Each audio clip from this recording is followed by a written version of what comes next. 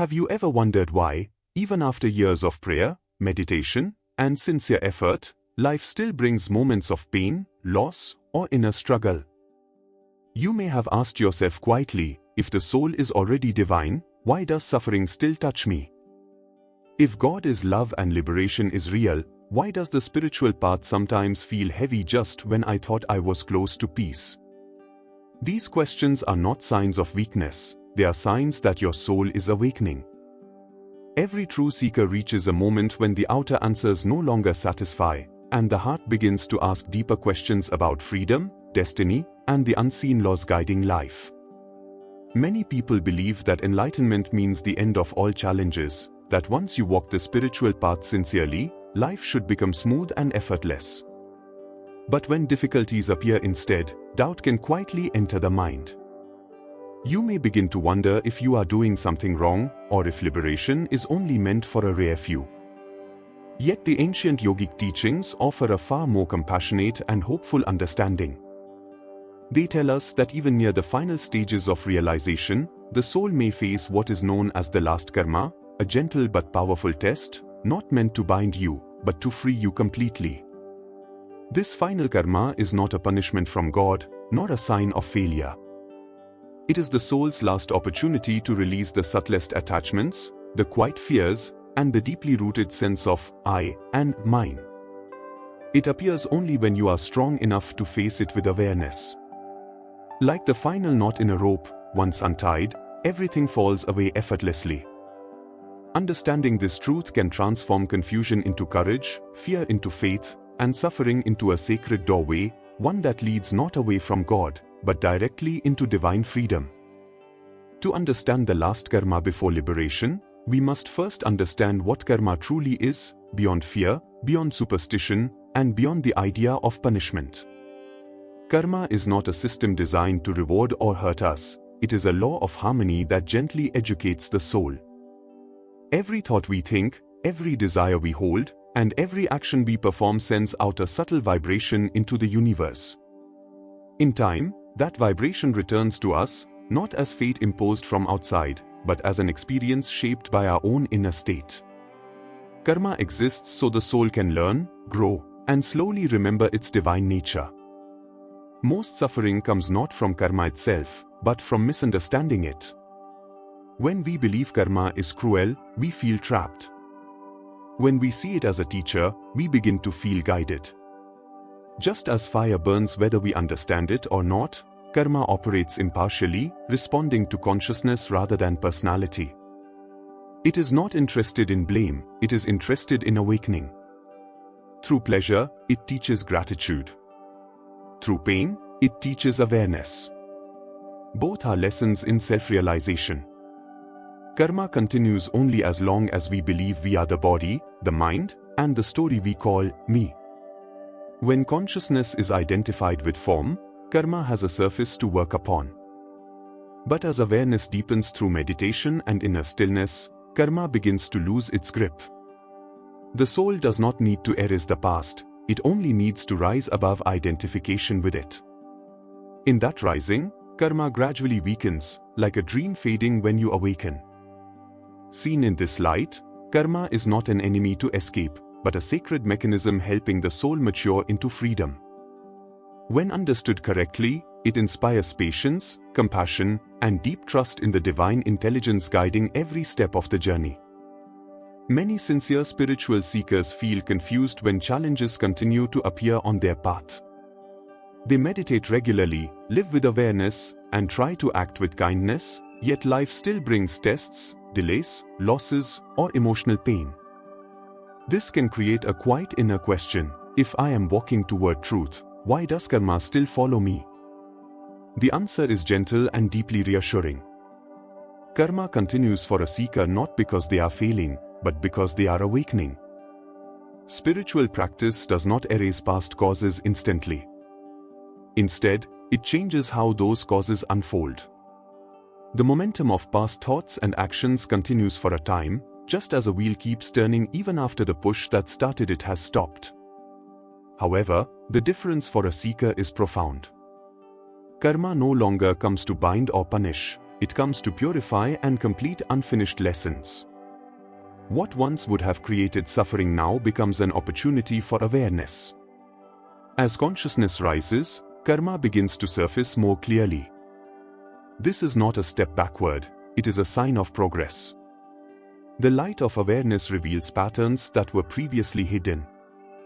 Old fears, habits, and attachments rise to the surface so they can be released consciously. Without awareness, karma repeats blindly. With awareness, karma completes itself and dissolves. For the spiritual seeker, the goal is no longer to control outer events, but to remain inwardly steady while they pass. Each challenge becomes lighter because identification with the ego weakens. Over time, reactions soften, resistance fades, and acceptance grows. Karma still moves, but it moves through a calmer mind and a more open heart. In this way, the seeker does not escape karma by avoidance, but transcends it through understanding. What remains is not bondage, but refinement, preparing the soul for a freedom that cannot be shaken by circumstances. When we speak of the last karma before liberation, the mind may imagine something dramatic or overwhelming, but in truth, it is often quiet, subtle, and deeply personal. By the time a soul reaches this stage, the heavy karmas have already been softened through awareness, devotion, and inner discipline. What remains is not gross suffering, but the most delicate attachment, the final sense of separateness that still whispers within the heart. The last karma is rarely an outer event. More often, it appears as an inner movement of consciousness. It may be a lingering emotional attachment, a subtle fear of loss, or a quiet identification with being a spiritual person.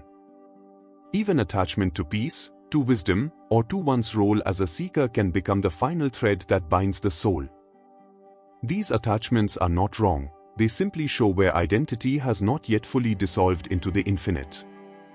At this stage, the soul is very close to freedom, which is why the final karma can feel especially sensitive. There is nothing left to hide behind. Life gently asks one final question: can you remain whole even without this? This moment is not meant to frighten the seeker, but to invite complete surrender. It asks for trust without conditions and love without boundaries. The last karma exists only to dissolve the illusion that we are separate from the divine. When that illusion falls away, there is nothing left to bind. The sense of "I am the doer" fades, and with it, the need for karma to teach any further lessons. What remains is not emptiness, but fullness, an unbroken awareness in which the soul recognizes it was never bound, only learning to remember its true nature. Many people wonder why even great saints and advanced souls must pass through a final test before liberation. If wisdom has already dawned and love flows naturally, why should anything more be required? The answer lies in the depth of true realization. Spiritual freedom is not a partial understanding or a peaceful state that comes and goes. It is a condition of consciousness that remains steady in all circumstances. The final test exists to ensure that realization is complete, stable, and beyond all conditions. Until this stage, peace may still depend, even subtly, on outer harmony, physical health, or the responses of others. The last karmic test gently removes these supports. It places the soul in situations where comfort, recognition, or certainty may be absent. Not to cause suffering, but to reveal whether inner freedom is truly independent of circumstances. Liberation means nothing can be added to you, and nothing can be taken away from you. This final testing is not imposed from outside, it arises naturally as consciousness expands. Just as gold is refined by intense heat to remove the final impurities, the soul passes through this stage so that nothing false remains. What is real cannot be harmed, and what is unreal cannot remain. For saints, this stage is often marked by deep silence, humility, and surrender. There is no resistance, no complaint, and no desire to escape the experience. The soul rests in trust, knowing that whatever appears is part of divine intelligence. When the heart remains unmoved by praise or blame, gain or loss, life or death, karma has completed its work. At that moment, realization becomes irreversible. The soul no longer reacts, it abides. And in that abiding, the final veil dissolves, leaving only pure awareness, free, whole, and eternally at peace. Transcending the final karma does not happen through effort in the usual sense. At this stage, striving itself becomes the last obstacle. The soul has already learned discipline, devotion, and self-control. What is now required is a deep, quiet allowing, a willingness to remain open and present without trying to change what arises. The final karma dissolves not through resistance, but through complete acceptance and awareness. The seeker moves beyond asking, "How do I get rid of this?" and begins to rest in witnessing. Thoughts, emotions, and circumstances are observed as passing movements, not personal identities. There is no attempt to suppress or judge them. In this gentle observation, identification loosens. The ego, having nothing left to cling to, begins to soften and dissolve on its own. Deep meditation plays a central role here. In true stillness, the sense of a separate doer fades, and consciousness naturally expands beyond the body and mind. Devotion also becomes more subtle. Instead of seeking God for protection or reward, the heart offers everything, success, failure, peace, and discomfort, into the divine presence. There is nothing held back.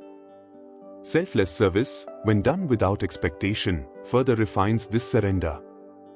Action continues, but the need for personal outcomes disappears.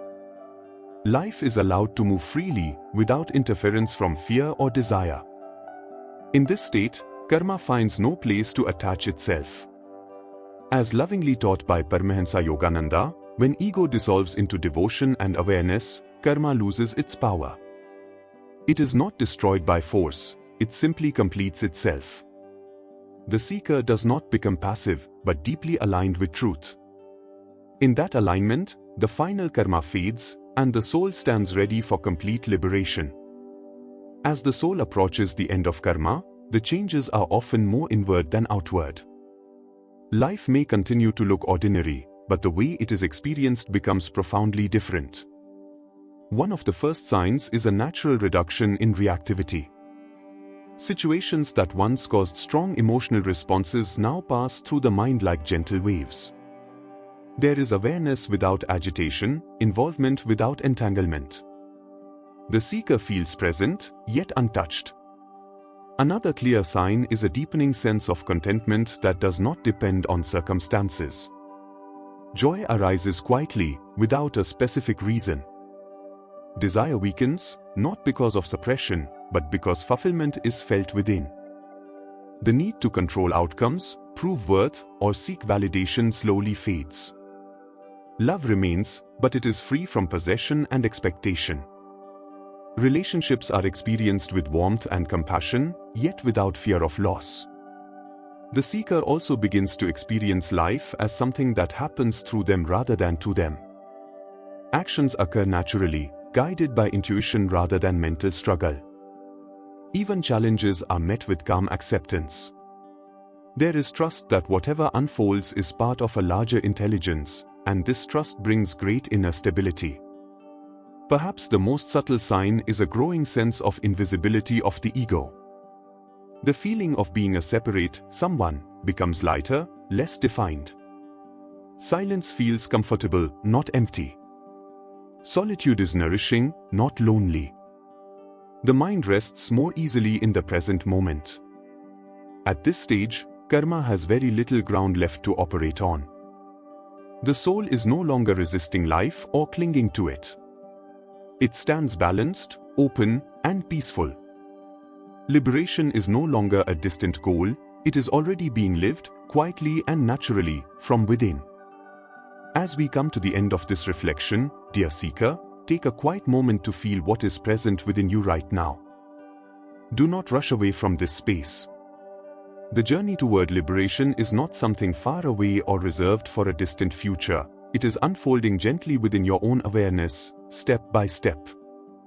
The idea of the last karma is not meant to create fear or pressure, but trust. It reminds us that nothing in your life is accidental and nothing is wasted. Every experience, pleasant or difficult, is guiding you toward a deeper remembrance of who you truly are. If something in this message resonated with your heart, honor that feeling. Let it be a reminder to walk more gently with yourself and with others. You are not late. You are not broken. You are not failing. The very questions you carry are signs of inner maturity. Liberation does not arrive through struggle alone, but through patience, sincerity, and a willingness to let go when the time is right. Trust the rhythm of your own unfolding. If this video offered you clarity, comfort, or inspiration, I invite you to take a moment and share your reflections in the comments. You may write about what part of this teaching touched you most, or where you currently feel challenged on your spiritual path. Your words may quietly support someone else who is walking a similar road. Spiritual journeys, though inward, are strengthened when shared with humility and honesty. I would also love to hear from you about what you wish to explore next. Is there a question about karma, meditation, ego, surrender, or divine love that lives in your heart? Leave your suggestion in the comments and let this space become a living dialogue of seekers supporting seekers. Until we meet again, walk in awareness, rest in trust, and remember that the divine is never distant. Jai Gurudev.